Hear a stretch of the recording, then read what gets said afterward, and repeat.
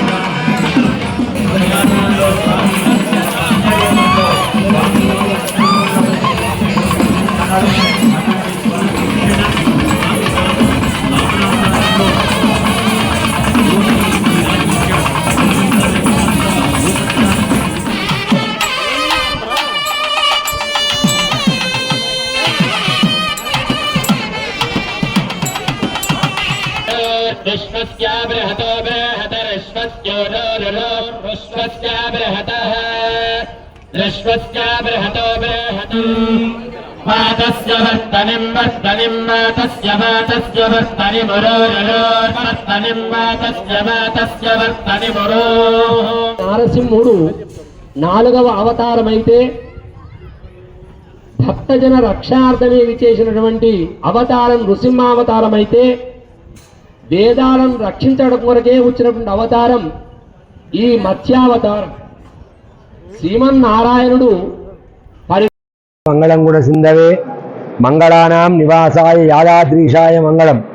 ప్రియ భగవద్బంధువారా, శ్రీ లక్ష్మీనారసింహస్వామి వారి యొక్క దివ్యక్షేత్రం తెలంగాణ ప్రాంతంలోనే అత్యంత ప్రసిద్ధి చెందినటువంటి పంచనారసింహ స్వయం వ్యక్త క్షేత్రంలో అత్యంత వైభవపేతంగా కనురార విందుగా వార్షిక బ్రహ్మోత్సవములు శ్రీ పాంచరాత్ర ఆగమ శాస్త్రానుసారంగా నవానిక దీక్ష చేత ఏకకుండాత్మక బ్రహ్మోత్సవములు నిర్వహించడం జరుగుతుంది.